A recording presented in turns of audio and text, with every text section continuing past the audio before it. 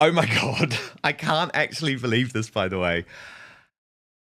Brooklyn Beckham is now being advised by Prince Harry. You know I'm pretty supportive of Brooklyn in this ludicrous blow-up with David and Victoria Beckham. But if there is one human being you must not be listening to at the moment, Brooklyn, it is the Duke of Delusion. This is insanity. This is madness. We need to save you from that advice. And of course, Harry is providing this advice as he arrived in court for a fourth day today, having released a very unprofessional statement after giving evidence against the Daily Mail yesterday. So we are going to get into all of these developments with two of our favourites, Brittany, editor of the Royal News Network from the US, and from here in the UK, Lauren, the insider. But first, let me take you through the shocking reporting from Rob Shooter of Shooter Scoop, who has revealed, I still just can't get over this, the advice from Prince Harry, which is how to leave your family and tell his story. Brooklyn, seriously, it didn't go well for Prince Harry. He looks like he's aged about 20 years over the past 12 months. But this is the exclusive information from Shooter Scoop. Prince Harry has quietly stepped into an unexpected mentoring role, advising Brooklyn Beckham on how to navigate a very public break from his family. And yes, that guidance includes book advice. An insider telling Shooter Scoop, Harry sees a lot of himself in Brooklyn. He doesn't want Brooklyn to make the same emotional and strategic mistakes he made when he first broke away. Okay, at least we've got some acknowledgement of reality from Harry for once.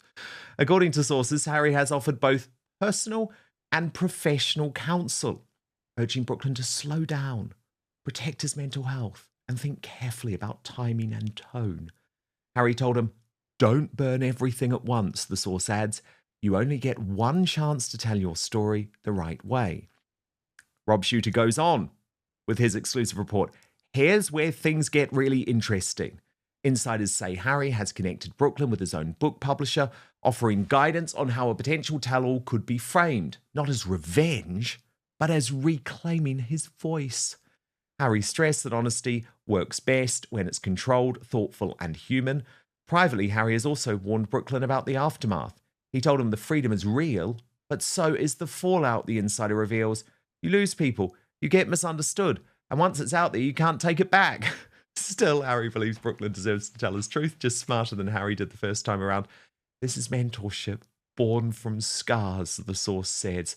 Harry's trying to help him survive the part no one prepares you for.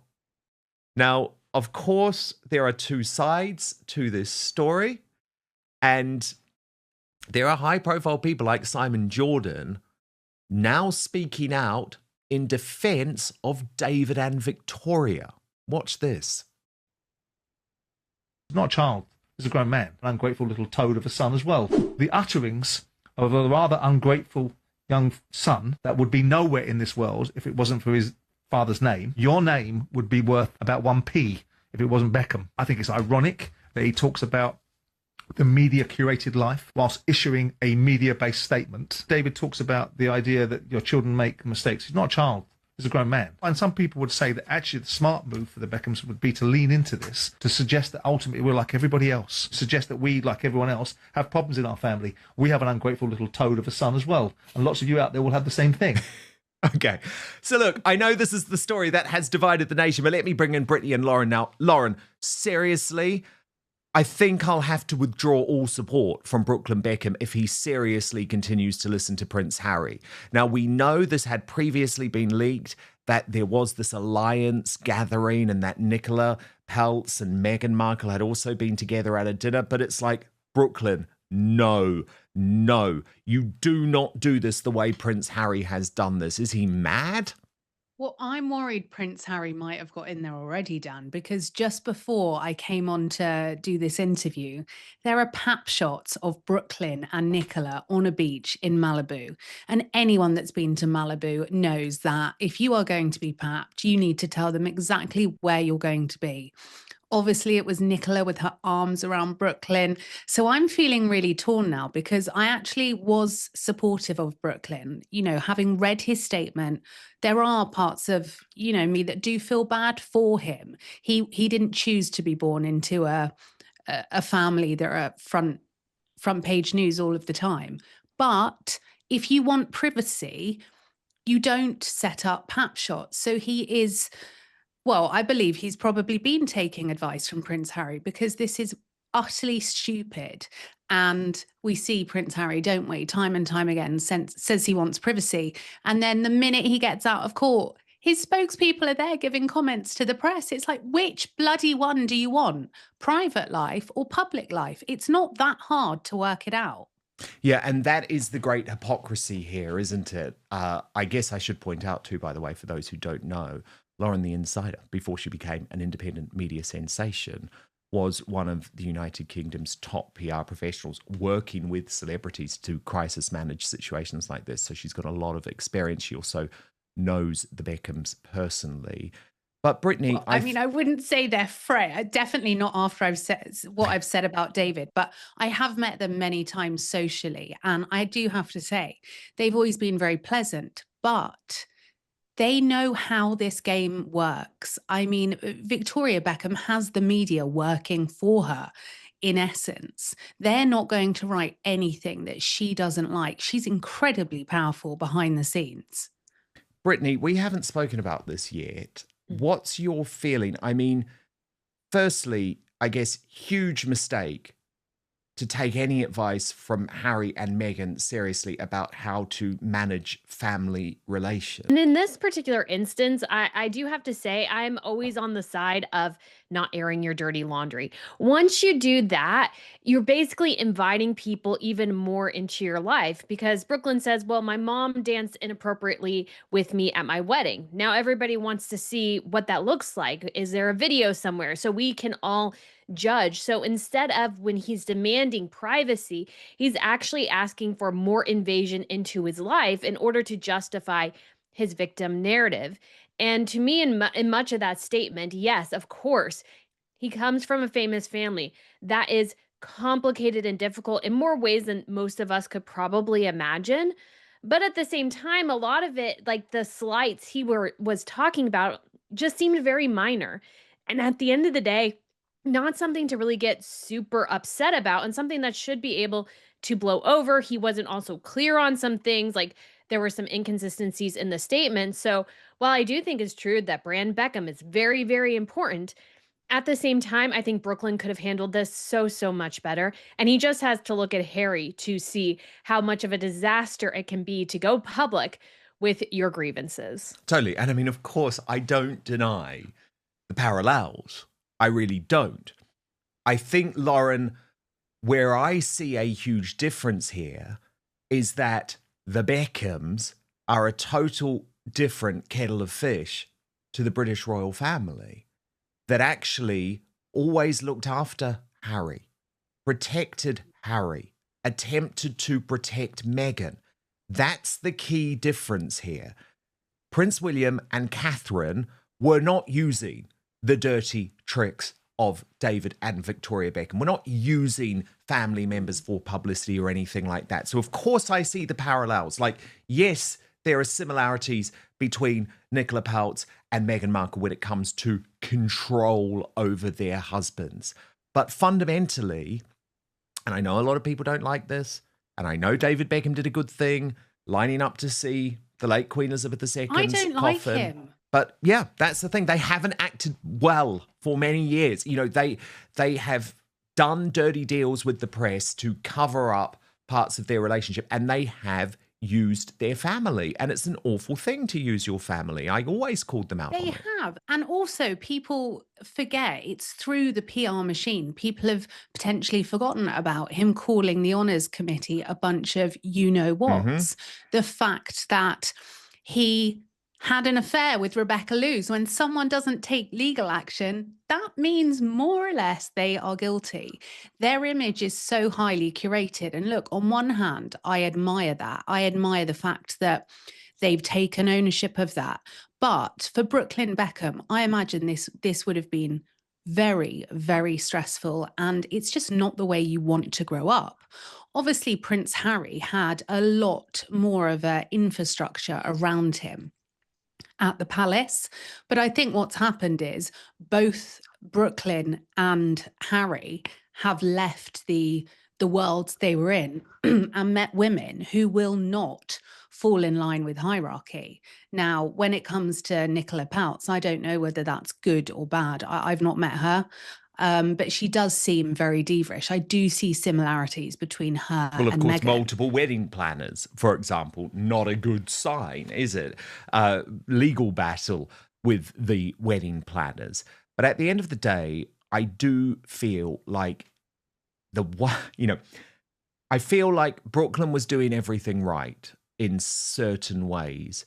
But if he is now going to go down the Harry and Meghan playbook of moaning about privacy while continuing to sell his own life, which they clearly intend to do on social media, I think a lot of people who maybe had sympathy or empathy after the first statement will start to turn. And it is a huge risk for him. Well, I had sympathy for him and I thought it was very brave initially. But then when I saw these pap shots drop, I just thought, that they'll say, we want to control the narrative. The best thing you can do if you want to control the narrative, stay at home. Don't go to Malibu. Don't go to Soho House. Don't go where there will be people looking. LA is huge. They could have gone anywhere for a hike. They could have had privacy, but they have specifically chosen, I believe, to go somewhere, call a pap, curate these images which look natural, but come on, we've all got a brain cell. It's so obviously set up. And at this point, I'm like, Brooklyn, you've lost me now because you're a fraud. You're like Harry. You want to be half in and half out. I know. Totally. Now, of course, Harry has bigger fish to fry, you would hope, and you would think. He has returned to court again today under the understanding that he is there to support Elizabeth Hurley, who took the stand and burst into tears. But Harry really wanted to boast about just how well his evidence had gone yesterday. Watch him arriving at court this morning.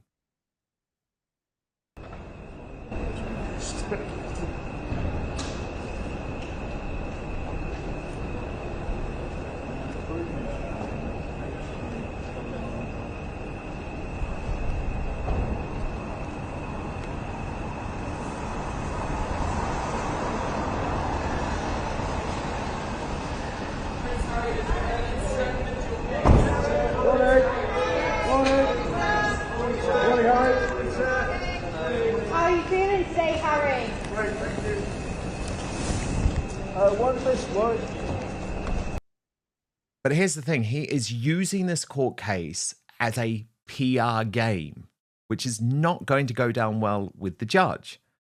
A spokesperson for Prince Harry releasing a statement after his evidence session, which I thought was car crash, saying, today's cross-examination was revealing in its weakness, assertive in tone, but collapsing immediately under scrutiny from Prince Harry. Associated couldn't wait to get him off the stand, questioning for him for just 2 hours and avoiding 10 of his 14 articles entirely. Prince Harry said afterwards, today we reminded the Mail Group who is on trial and why. Well, the Daily Mail has now hit back at this. I mean, this is extraordinary that this public contest is going on in the middle of a court case, saying it is for the judge to decide what he makes of a witness's evidence, not Prince Harry or his spokesman, and naive and self-serving statements during the trial are inappropriate.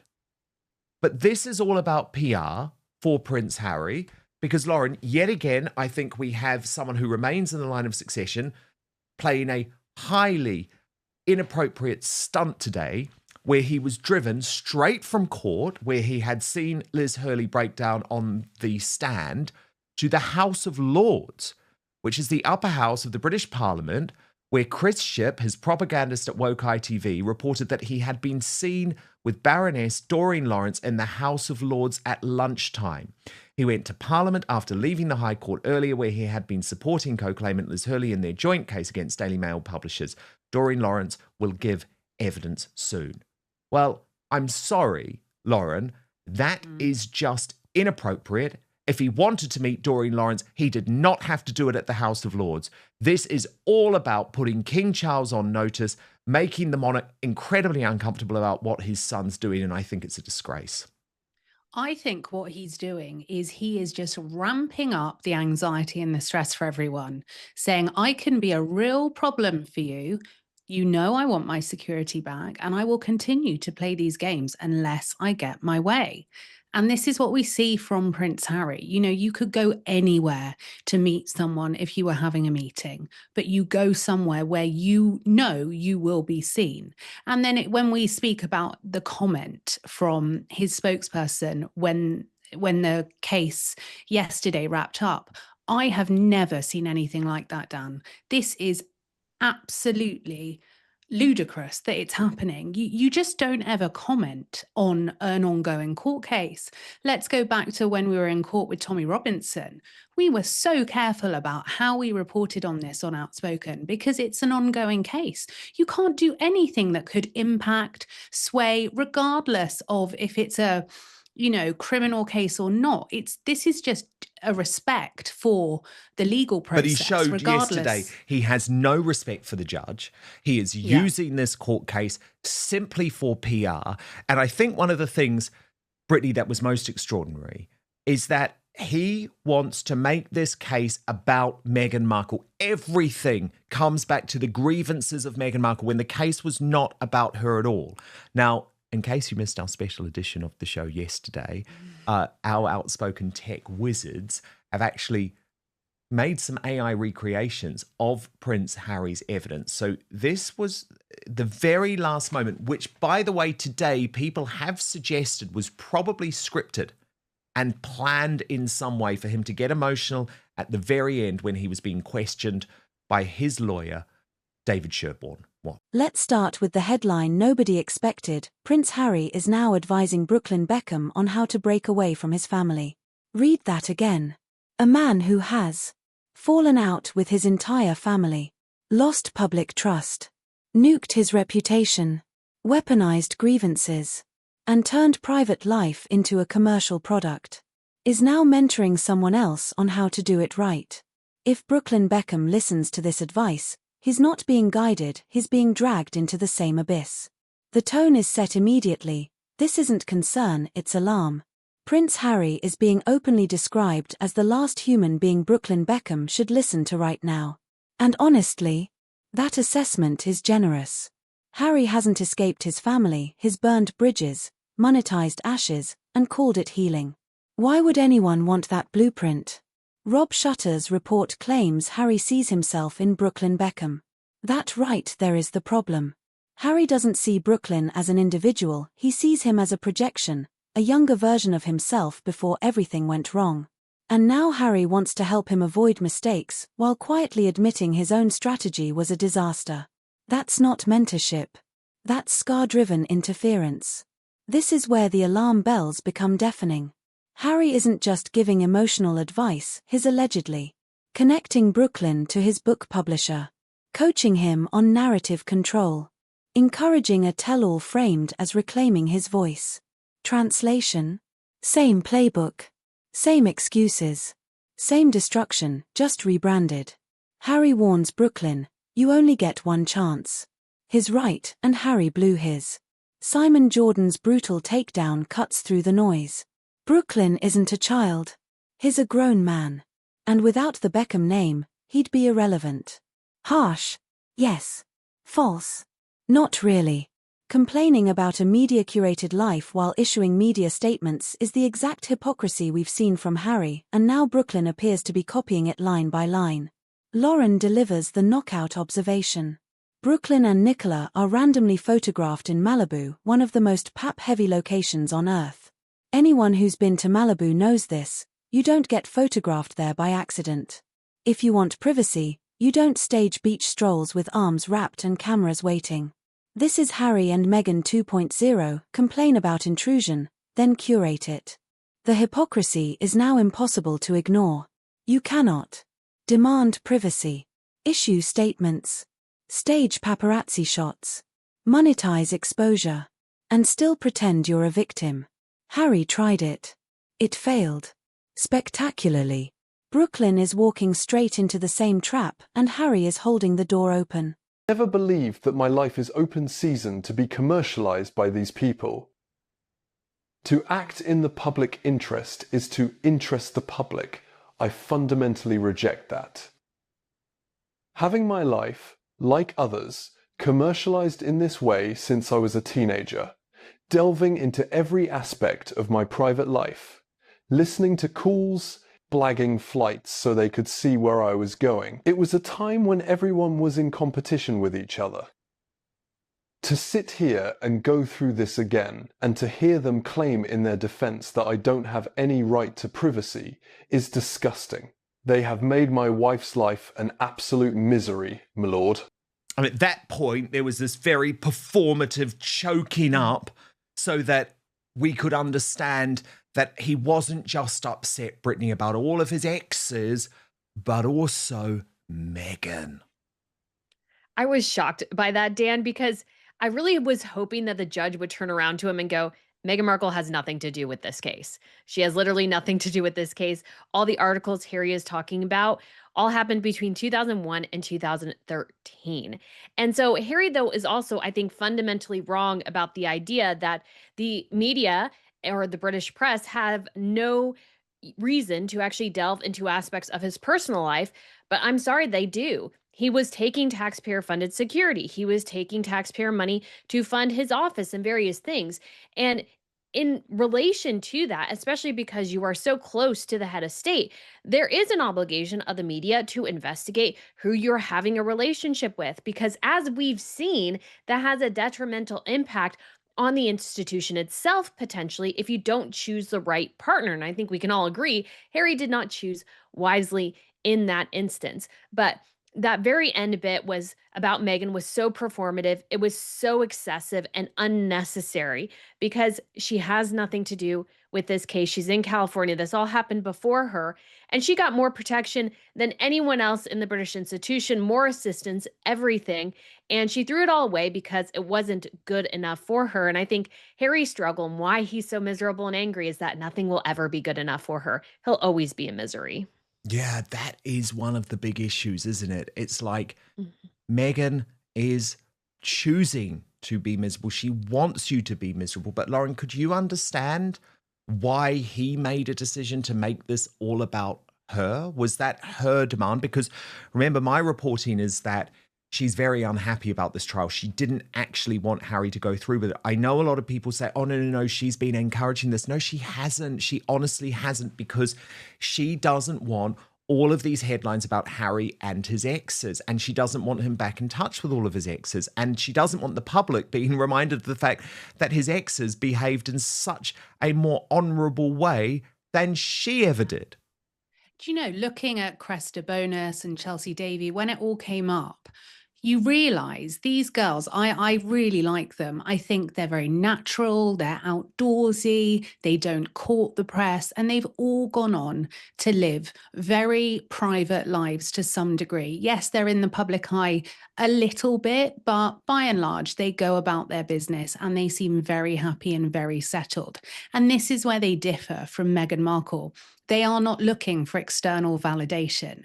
They are not looking to court the press. They don't see their value in how much Netflix will pay for them or how many jars of flour sprinkles they don't sell. It's just irrelevant. And you then think, oh my word, Meghan Markle could not be more different to these girls, you know, or now grown women. You realize Harry really has got it very wrong. Then, of course, there was the predictable dig at the British royal family. Doesn't make it acceptable, though. Watch this. You tell us that you were aware of some, but not all, of the 14 articles that you complain of in these proceedings at the time they were published. Yes. You did not complain, and no complaint was made on your behalf. Not that I am aware of. That is because you believed at the time that the articles were published, insofar as you saw them, that the information they contained came from legitimate sources. To a certain extent, but I would not have been able to complain about them anyway because of the institution I was in. It would have been very difficult. Never complain and never explain. He just cannot help himself, Brittany. The judge was actually, really saying, just answer the questions, don't make the case. But he had his two priorities. Obviously, the first was targeting the Daily Mail, specifically its editor, Paul Dacre, or then editor, Paul Dacre, royal editor, Rebecca English, and society editor, or former society editor, Katie Nicholl. But secondly, it was about getting the digs in about the institution, the fact that he was controlled. He wasn't allowed to do these things. It is so inappropriate for him to do that in a courtroom. It shows that he is such a little toad when it comes to his relations with his family. And unfortunately, it shows once again why Prince William isn't right. This is not a man who should be welcomed back in any way. It is a man who should be in exile. He should. And when it comes to the never complain, never explain, there's a lot of wisdom in that because royals live lives of immense privilege. And when you're starting to complain about every little thing, it makes you look very, very ungrateful. It makes people question your existence as a royal. And there are times when it is appropriate to pursue certain legal actions against newspapers and these sorts of things. Catherine and William sued, I believe it was a French publication, over photographs of their family on a ski vacation last year and won that case. It was very, very quiet, though, because Catherine and William are very careful into what they decide to speak against, which is very, very smart. Make sure you fight the appropriate battles, not every battle. And the thing is with Meghan, because I think she was always threatening Harry, if you don't speak on my behalf, if you don't fight for me in the press, I'm going to leave you. He now has this chip on his shoulder and he literally wants to fight every battle and correct every narrative. But sometimes it's just okay to let things ride because they'll die. The more you respond to something, actually, the longer the story goes on. And yes, I think in some ways, the never complain, never explain should be adjusted a bit because I think the royals need to be a little bit more aggressive in how they deal with Harry publicly. But at the same time, I think there's a lot of wisdom there. There's a lot of reasons why they follow it. It has worked broadly. I mean, I think they need to adjust it again, but it has worked broadly. Harry just can't accept that. And he always wants to make the digs because that is how he can deal with this whole situation, because I think Harry, in many ways, sometimes hates how his life has turned out and has to blame everybody else. This includes his family, includes his country, and includes, of course, the press as well. By the way, as a little postscript to the whole Beckham thing, I do love the fact, Lauren, there is genuine affection for Victoria Beckham. A lot of it comes from the fact that she was a member of the Spice Girls, of course. And the sort of twist case is that Victoria Beckham's song, Not Such an Innocent Girl, has now soared to #1 on the UK's iTunes chart. There's a campaign to finally get Victoria Beckham the solo #1 single that she has been so cruelly denied, Lauren. And I have to say, I'm behind it. I'm behind it. I think this is fun. Don't say that, because now Katie Price will orchestrate a fallout with one of her children to try and get to #1. But I've got to say, that was a brilliant Victoria Beckham album. Oh, it was. I'm sure it was. Not many people will agree, but no, I fully agree. I fully agree. It was full of hits. Actually, it was full of hits. So there you go. Come on, let's get Victoria Beckham to #1. She needs it after the hell of this week. Lauren, the Insider. You've got to follow her channel, of course, on YouTube. And Brittany of Royal News Network, RNN. Make sure you subscribe to that too. Thank you both so much for your brilliant coverage. Brittany's analysis is devastatingly calm and therefore more powerful. Once you air family grievances publicly, you invite more scrutiny. You escalate drama. You lose control. Brooklyn's statement was riddled with inconsistencies and minor grievances dressed up as trauma. That doesn't build sympathy, it erodes it. And Harry is living proof. Here's a critical distinction many miss. The royal family protected Harry, covered for him, buffered his worst moments. The Beckhams, they curate, manage, and trade power with the press. Different worlds, different rules, different consequences. Harry wasn't used. He was shielded, and he threw that away. The moment those Malibu photos dropped, sympathy evaporated. Because now it's obvious, this isn't about pain. It's about controlling the narrative. And the easiest way to control the narrative? Don't play the game. Harry never learned that. Brooklyn is refusing to. Back to Prince Harry now weaponizing the courtroom. Boasting to cameras. Issuing statements mid-trial. Claiming victory before the judge speaks. This is jaw-droppingly inappropriate. Courts are not press tours. Judges are not PR obstacles. And the Daily Mail's response is devastatingly correct. Only the judge decides credibility, not Harry's spokesman. Harry leaving court to appear at the House of Lords is not accidental. This is pressure politics. Embarrass the monarch. Signal defiance. Demand attention. It's not dignity. It's blackmail optics. And it confirms what critics have said for years: Harry uses institutions only when it suits him. Commenting on an ongoing trial is reckless. Harry doesn't respect boundaries. Not family. Not courts. Not institutions. Everything becomes content. Everything becomes grievance. That's not justice, it's narcissism. Here's the most revealing moment. Harry makes a case spanning 2001 to 2013 about Meghan Markle. She wasn't there. She's not involved. She's irrelevant to the facts. Yet he performs emotion for her anyway. That's not evidence. That's theatre. Chelsea Davy. Cressida Bonos. Private. Dignified. No Netflix. No podcasts. No victim branding. The contrast is devastating, and Harry knows it. This trial reminds the public exactly what he lost. The judge repeatedly tells Harry, just answer the question. Harry can't. He wants to. Relitigate family grievances. Attack the institution. Rewrite history. William and Catherine sue quietly and selectively and win. Harry sues loudly and looks unhinged. This entire saga sends one clear message. Prince Harry is not a cautionary tale, he's a live demonstration. Broken family ties. Permanent grievance. Endless litigation. Public exhaustion. If Brooklyn Beckham follows this path, he won't find freedom, he'll find isolation. Your verdict. Is Prince Harry genuinely trying to help Brooklyn Beckham, or is he dragging another family into his chaos? Comment below. Like if Brooklyn should ignore Harry's advice. Subscribe for uncensored royal and celebrity commentary. Because history is repeating itself and not everyone is paying attention.